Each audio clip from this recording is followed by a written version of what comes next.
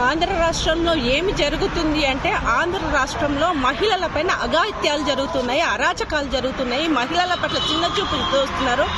మహిళలను ఒక రకంగా మానసిక క్షోభకు గురి చేస్తూ వాళ్ళ ఆత్మహత్యలకు కూడా పాల్పడేంత ఘోరాతి ఘోరమైన చర్యలు జరుగుతున్నాయనేది మాత్రం వాస్తవం.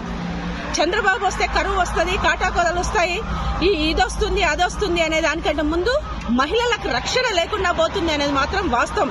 ఎందుకంటే గత 6 నెలల్లో చూస్తే ఎన్ని కేసులు నిన్నగాక మొన్న కిరణ్ రాయల్ ఇష్యూ జరిగిందంటే ఈ రోజు మళ్ళీ టీడీపీ నేత అనుచరుడు అన్నమయ్య జిల్లాలోని మదనపల్లికి చెందిన ఎమ్మెల్యే గారి అనుచరుడు మురళి కొడుకైన గణేష్ ఈరోజు ఒక మహిళ పైన, ప్రేమించిన మహిళ పైన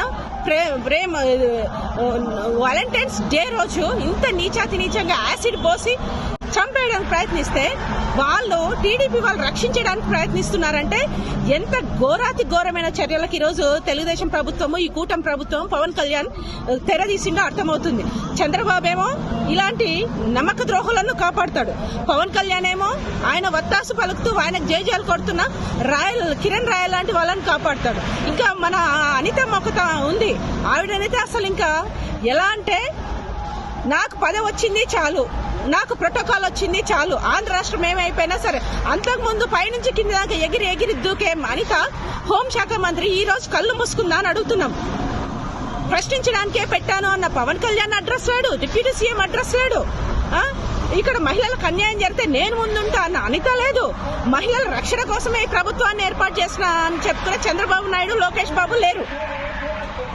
ఈరోజు రాష్ట్రం అంధకారంలో జరుగుతుంది. ఈరోజు రాష్ట్రం మహిళల పట్ల చిన్న చూపు చూస్తుంది. మహిళలకు రక్షణ లేకుండా పోయింది, భద్రత లేకుండా పోయింది.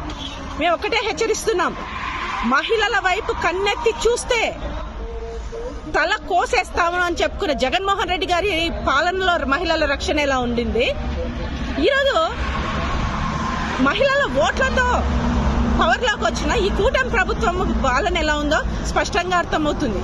జగన్మోహన్ రెడ్డి గారు మహిళల కోసం దిశ చట్టాన్ని తీసుకొచ్చి SOS యాప్ ద్వారా చిన్న చీమ చిటుకుమన్నా గానీ వచ్చి కాపాడే పరిస్థితిని క్రియేట్ చేస్తే అవన్నీ తప్పులు, అవన్నీ కాకమ్మ కబుర్లు అని చెప్పుకున్న అనిత ఈరోజు ఒక మహిళగా ఉండి మహిళల్ని ఎందుకు కాపాడలేకపోతుందని ప్రశ్నిస్తున్నా.